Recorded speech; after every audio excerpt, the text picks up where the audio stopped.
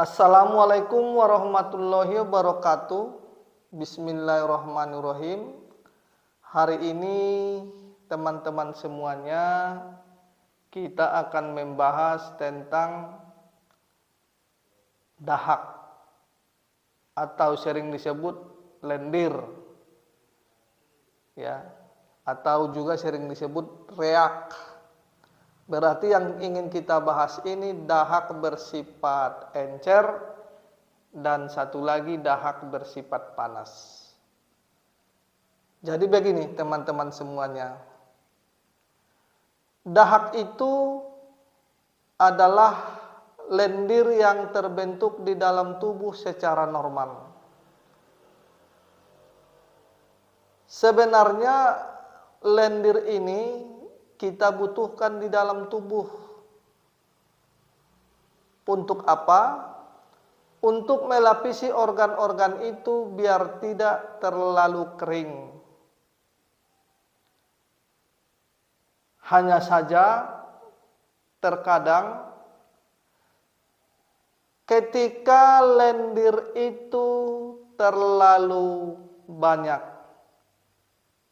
ketika lendir itu terlalu sedikit, ketika lendir itu terlalu pekat, ketika lendir itu terlalu encer, kemudian ketika lendir itu menyumbat, maka akan menyebabkan masalah di dalam tubuh itu.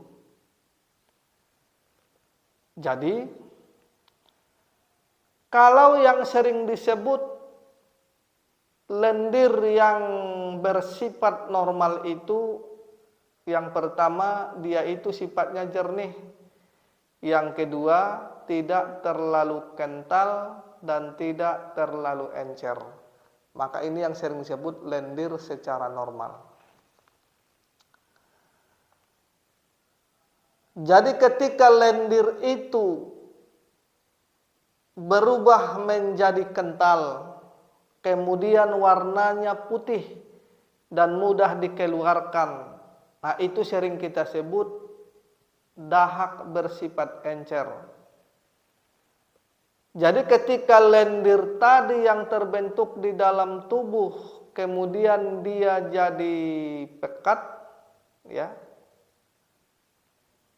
kemudian warnanya agak kekuning-kuningan, seperti agak kemerah-merahan sedikit, kemudian sulit dikeluarkan, maka itu sering kita sebut dahak pekat.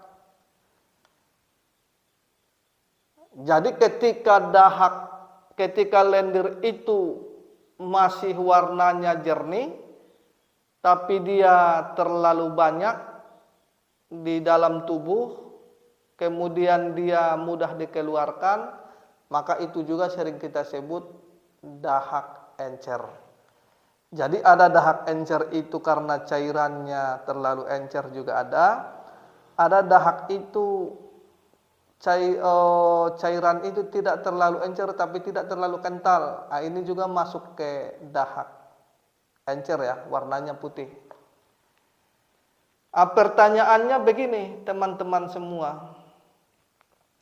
Pertanyaan ini sering masuk ke WA kita, ya. Apa penyebabnya lendir yang di dalam tubuh itu menjadi dahak bersifat encer? Yang satu lagi pertanyaannya itu, apa penyebabnya lendir yang terbentuk di dalam tubuh itu secara normal kemudian dia berubah jadi dahak pekat? Maka ini yang akan kita bahas hari ini. Jadi gambarannya begini teman-teman semua. Gambaran ini biasanya saling mengikat antara satu dan yang lainnya. Contoh nih, ketika suasana di dalam tubuh itu terlalu lembab atau suhu tubuh itu terlalu lembab di dalam, atau sering dibahasakan ketika terlalu banyak unsur dingin di dalam tubuh daripada unsur panas, Ya. Nih, satu kondisi nih. Kemudian yang satu lagi ketika ada serangan angin dingin menyerang tubuh itu dari luar atau kena hujan-hujanan, maka ini nanti akan menyebabkan lendir atau menyebabkan cairan menumpuk di paru-paru itu.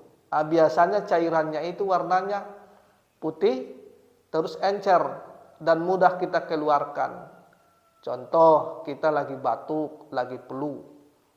Ini kan berarti permasalahannya ada serangan angin dari luar menyerang tubuh itu. Ketika suasana tubuh itu dalam kondisi lemah, maka angin itu akan masuk. Setelah angin itu masuk, karena banyak cairan di paru-paru itu, akhirnya dia menjadi mengental sedikit. Tapi tidak terlalu kental ya, mengental sedikit. Maka ini yang sering disebut itu dahak encer. Tetapi dahak encer itu biasanya adanya ini di tenggorokan, di kerongkongan, dan di paru. Maka ini mudah kita keluarkan.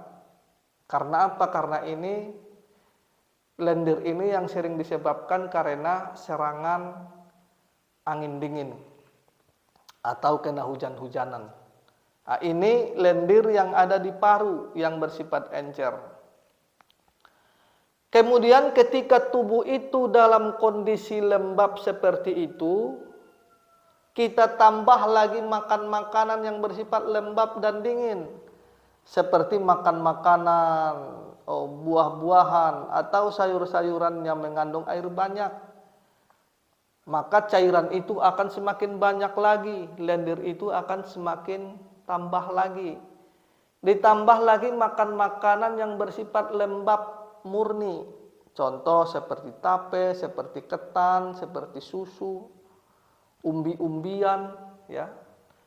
Maka nanti ketika suasana di dalam tubuh itu terlalu lembab atau terlalu dingin, ditambah lagi makan makanan yang bersifat lembab dan dingin yang kita masukkan ke dalam tubuh itu, maka ini yang akan menyebabkan dahak. Tetapi dahak yang ini posisinya berbeda. Dahak yang ini posisinya kira-kira di lambung.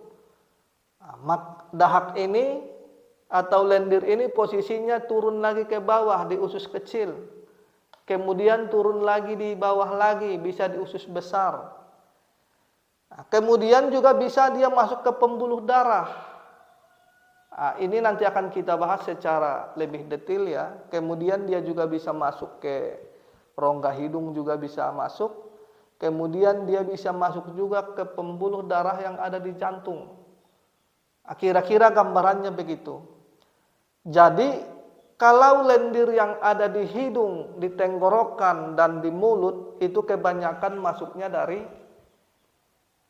serangan angin dari luar. Tetapi ketika lendir yang ada di lambung, di usus kecil, usus besar, yang ada di dalam pembuluh darah, ini masuknya dari makanan. Dari makanan apa? Makan makanan yang bersifat lembab dan dingin. Itu dahak encer. Kemudian bagaimana bahasanya dengan dahak pekat? Sama juga. Ketika ada serangan, ketika tubuh itu, suasananya di dalam tubuh itu tidak terlalu lembab ya. Artinya di dalam tubuh itu masih dalam kondisi normal tubuhnya.